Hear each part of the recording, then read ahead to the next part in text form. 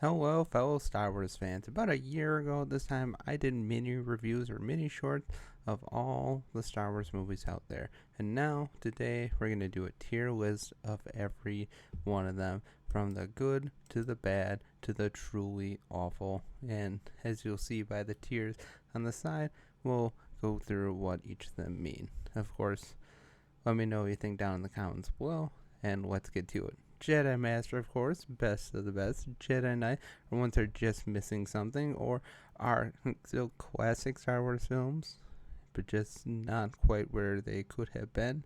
Apprentice are just, of course, middle of the road. Padawan are severely lacking, and the bottom one, of course, maybe only be one or two, but these are the Rose levels of crap, because we all know we hate the character of Rose, and we all know that because her screen time was reduced so much from The Last Jedi to The Rise of Skywalker that she had like less than a minute of screen time, I believe, when it was all said and done in The Rise of Skywalker. So we all know that her character was crap. She did a lot of stupid things in the first one, but let's get down to it. Get down on it. And on, get down on it. Alright, that was weird. But let's start off with the first one.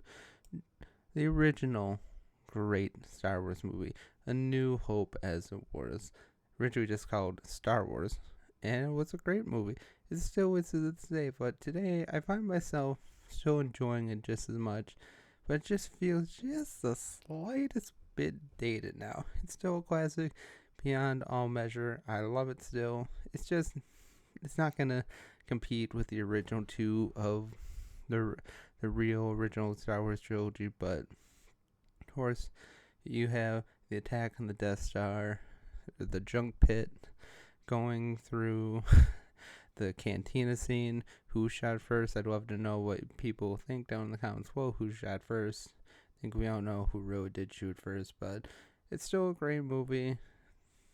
Alec Guinness was great. So we one inspired choice was absolutely perfect work. Mark Hamill, of course, Harrison Ford. They're all great, and it's just a great time. Still one of my favorites out there, of course, but just not gonna be at the top tier. Let's go with, I believe this is Attack of the Clones. We'll put that Apprentice. Still a fun movie. Some of the action sequences are still pretty fun. The speeder chase at the beginning is awesome. The the Death Stick scene will always get a laugh out of me. No matter how many times I see it, I laugh every time because it's just a great scene. Just there's really not much to it. It's just telling him to rethink his life, and there we are. Of course, the love dialogue in the middle, most of the middle parts. I mean, Camino is pretty cool, but most of the love dialogue between Anakin and Padme make you want to hang a kitten, but it's just awful. But the conclusion is great. It's still a lot of fun, but it's just that middle tier is just like it's a slog to get through. Probably the worst of the prequel trilogy, but when you compare it to the new trilogy that came out, it looks like a golden trophy compared to the newer ones. But it's still fun. I love it. Still, there's really not a lot of Star Wars movies out there that I really hate, but we'll get to those eventually. But still a fun one regardless. Now this one, the Clone Wars. I'm just gonna put it here. I remember watching it vaguely. Man, I think the animation is good. Trying to rescue Jabba the Hutt's son. It's just, I don't know, it just didn't leave a huge impact on me. Wasn't really all that great or anything, but it's still enjoyable. It feels kind of short at times though, but it's a fun movie. If you want to watch better Clone Wars content, watch the Clone Wars series, but as an extension of the Clone Wars TV show, it's not a bad movie. It's just doesn't leave a really big impact, and that's why it's in the middle of the road, I guess. Let's see, that's Empire Strikes Back. We'll put that up here because it's still easily one of the best Star Wars movies ever made. It is perfect, but in the end, it is evil wins. Evil does win, but the Battle of Hoth, going through the Dagobah Swamp, Cloud City is awesome. Billy D. Williams as Lando Calrissian is an awesome choice. Luke turning to his feelings and fighting Darth Vader before he was fully ready and just getting destroyed.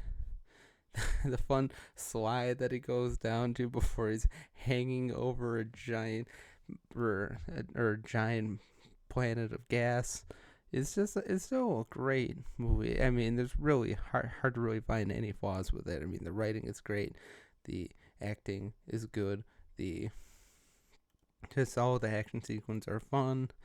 It really gets you on the edge of your seat, and of course, the twist that everybody knows about. But it's still a great twist, even though really when you go into the behind the scenes lines, it was never supposed to be I am your father. It was really supposed to be I killed your father, but it just ended up being I am your father, and they just liked it so much better. And let's be honest, Darth Vader being Luke Skywalker's father is way better than Darth Vader just killing his father. It's way more interesting, but it's still a great movie. But is it the best movie? Is it the best Star Wars movie? Maybe, just maybe it is, but maybe not. Star Wars The Phantom Menace. I still love this movie. I love it. I remember seeing this as a kid at 6 years old, going to see this movie. Well, actually, I was 5. But it's still fun. I don't know why people hate it so much. I know the dialogue is weird, the whole bureaucracy stuff, and Jar Jar Binks, but Jar Jar's fun and all. Who cares if he's racist or whatever? He's just a fun guy. He's just a numbskull. Love the pod racing. Love all the battles. The Duel of the Fates is one of the coolest songs you'll ever see in movie history. The battle between Maul, like I said, the pod racing scenes are ridiculous but awesome. And it's just a fun story. And all the people out there that ever said mean things about Jake Lloyd or whatever the kid's name was that played Anakin. I mean, that guy's been in and out of mental hospitals, basically. He's had a huge alcohol problem. You should feel really bad about yourself for doing that. Sure, is his performance great? No, not by any means, but he's still a child actor. For anybody that ever sent a death threat to him, you should be ashamed of yourself. He didn't deserve all the fallout that came out after it. His life was kind of ruined after that, and I hope he can maybe someday return to acting. It'd just be nice to see because he deserves it. Because what was done to him was just absolutely wrong. It's a child actor. My God, give him a break. I'd love to see your life put into that situation. But after that soapbox moment, it's still a fun movie. It's not as great. Not the greatest one out there for sure, but it's still fun. I love it a lot. And to anybody that say it's shit, it's not. It's just not. Even though the whole weird thing about a 14-year-old and not having a thing for a 9-year-old, that's really weird, but it's still a great movie, and I'll always love it. Now here's your real best Star Wars movie of all time, Return of the Jedi, and I'll tell you why. It's arguably the greatest character or conclusion to a character arc we've ever seen in the history of Star Wars. I mean, we see young Anakin Skywalker as a little boy with no ties to the Jedi, and you find out he has a lot of midi-chlorians. He's trained by Obi-Wan. He becomes one of the best starfighters in the galaxy, one of the best young Jedi in the galaxy. Starts to lose his anger, starts to get angry, and does the unthinkable. Kills Mace Windu and turns to the dark side.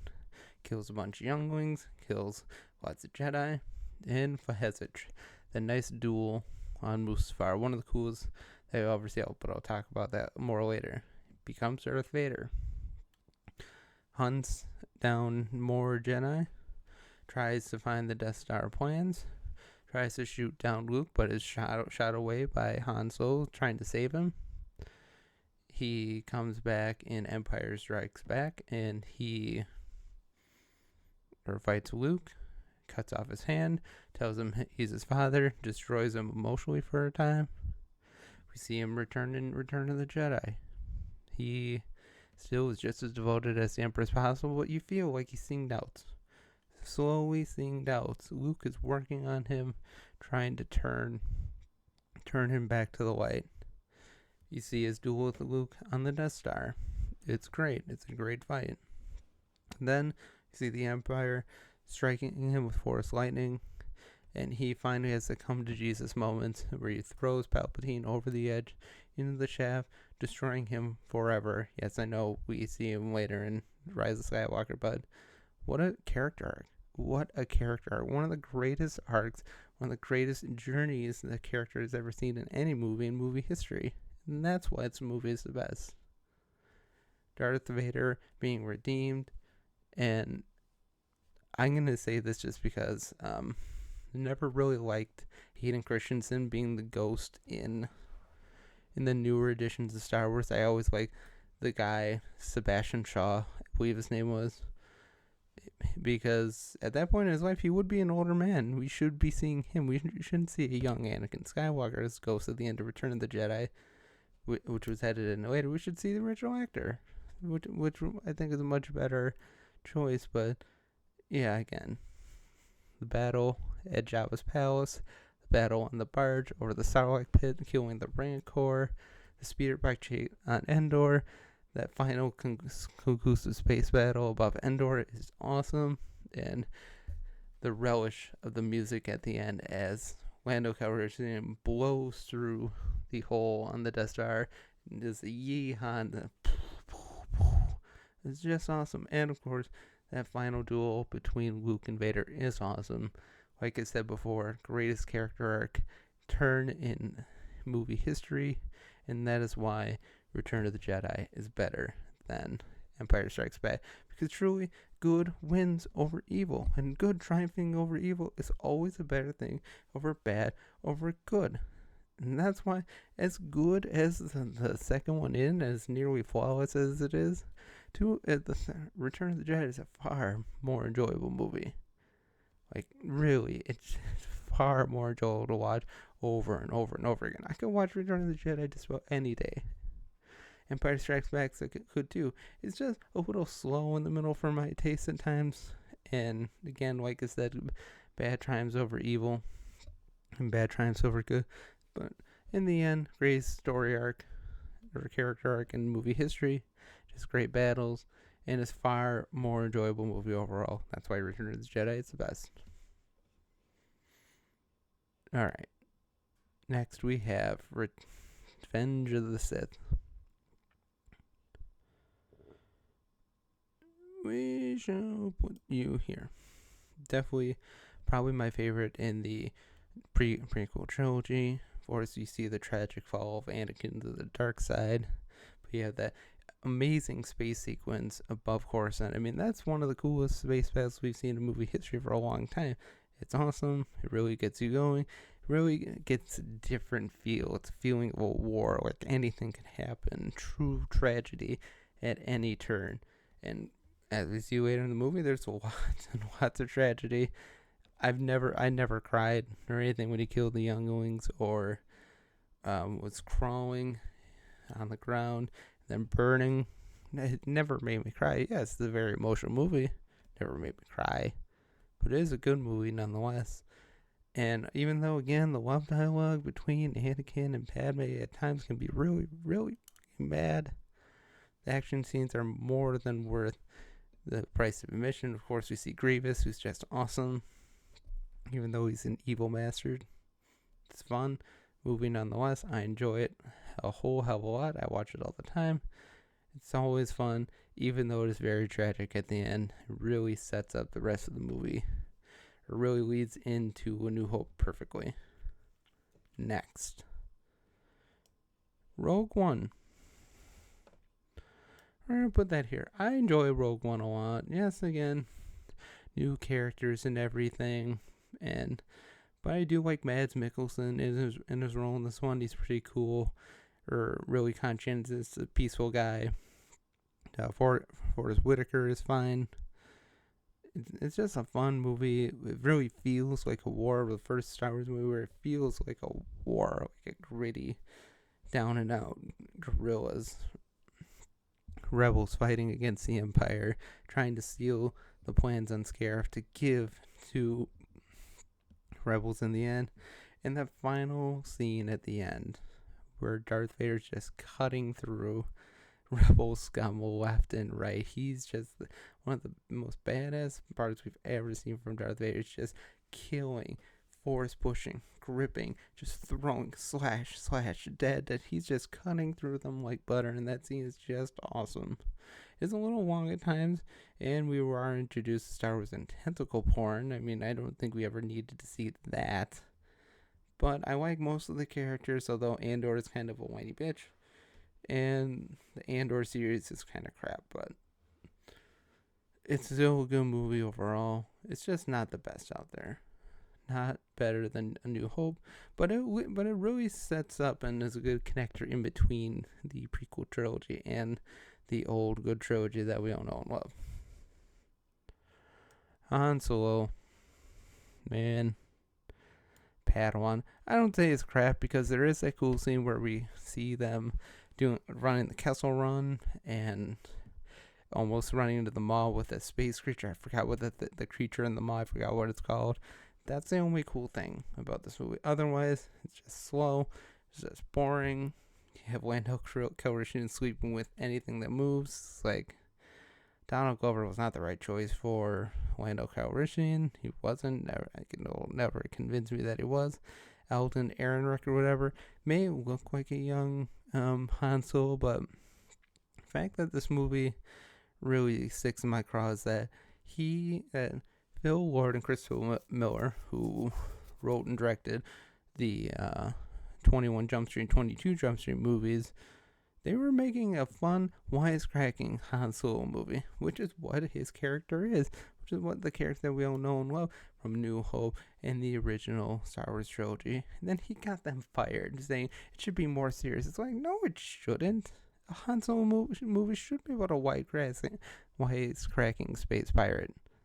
It shouldn't be serious. He's a rebel. He's an outlaw. He's not out to make a difference in the universe. He's just out to get paid. And that's what it should be. And that's where this movie kind of fails.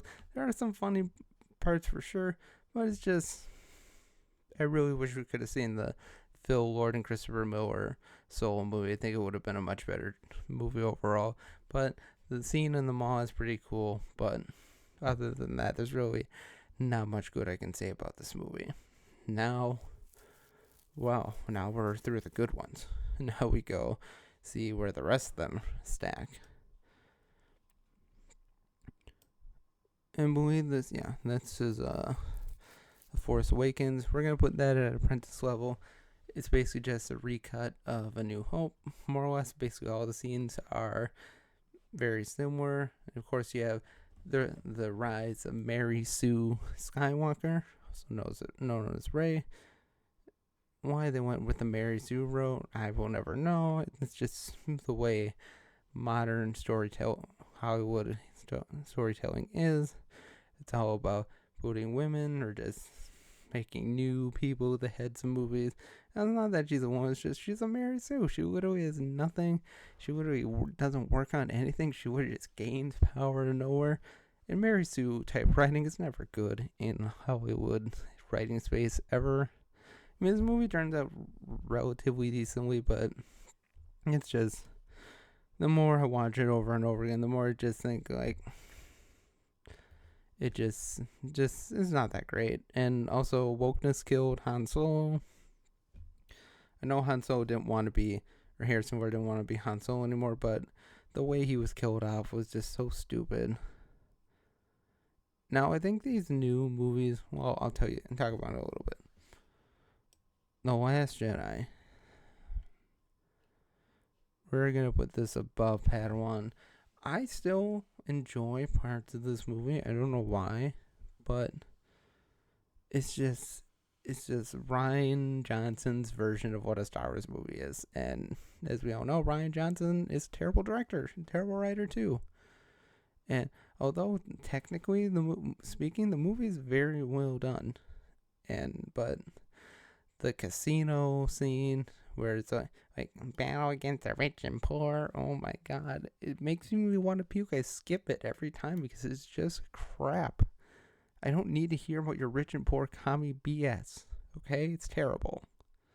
And you have Rey defeating Snoke, Rey defeating Kylo Ren, just beating everybody. It's just like, and then the moment that really sealed it for me for this movie being really bad is when she's seeing a vision and finds out that her parents were nothing. It's like, really? She really gained this power out of nothing. Literally, the power just came out of the Force. It just, she got all this power. She never had to work for anything of it, or her parents or nothing. And the fact that it was kind of retconned in Skywalker, no, in The Rise of Skywalker, we know that was a bad decision. The fact that we finally realize where she actually does come from is telling us to how poor this movie was. And of course, you have purple-haired Holdo. It's just, when you see her walking in, is like, yeah, she is leading a military army. Yeah, right. No, she doesn't know her ass from a hole in the ground. And although her going light speed through Snoke's ship is kind of cool, it's just, yeah, it's just a lot of things in the movie just don't make sense. Also, Rose. I mean, this movie should be in Rose levels of crap. You know what? I think I'm going to put this in Rose levels of crap because that's where this title gets its name. I mean, it's just the fact that Finn in this movie has a chance to be heroic at the end.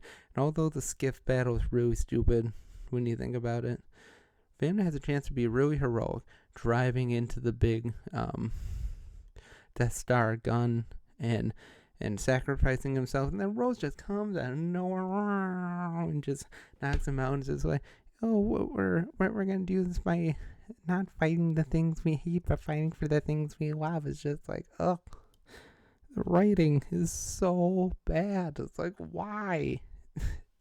Why did you have to do that? You had this perfect redemption moment for Finn to sacrifice himself for the will of the army, or the rebel army.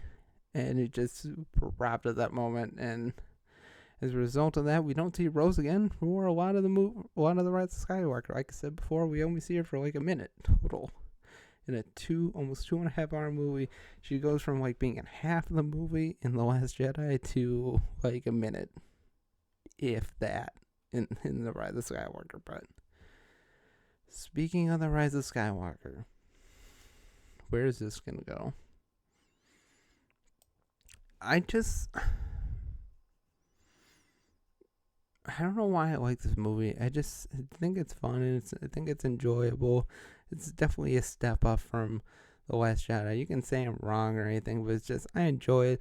The thing that really, why I probably like this is, I imagine in my head, all these movies had Mark Hamill and Harrison Ford and Leia, or Carrie Fisher, Ben, together for all 3 movies. The movie series would have turned out much better. Like, can you imagine in Rise of Skywalker, Luke coming in on an X-Wing, then with Poe Dameron, and then Han Solo going into the Verge and recruiting all these people, coming in with Lando and Chewie in the Millennium Falcon. They're leading this huge, massive army of ships from all over the Outer Rim and all over the Star Wars galaxy. Can you imagine how much better that would have turned out? And yet, or we still probably wouldn't have seen Leia. We probably still would have seen Leia go the way they did. I think they handled her fading away in the Rise of Skywalker pretty good. But it's just, if we had gotten all the new Star Wars movies with the whole original cast, it would have been so much better. Though what we got is pretty cool at times with the Rise of Skywalker. Going back to Endor is kind of cool, although her fighting her evil self is kind of fun. And yeah, although the thing about Palpatine coming back, I never understood the way it's written. They wrote it as somehow Palpatine came back. They have no other explanation to say that Palpatine came back other than somehow he came back. But I still enjoy it. It's still not a great movie by any stretch of the imagination. It's just a personal choice for me. If you think I'm wrong, you can let me know down in the comments below. But that's my list. That's my list of the best every Star Wars movie ever ranked.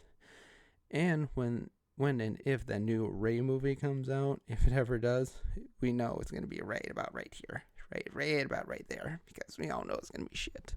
It's gonna be big shit if it ever comes out. But at least that cow that was supposed to direct it is gone, so that's good. But let me know what you think down in the comments below. Have a great day, and as always, God bless.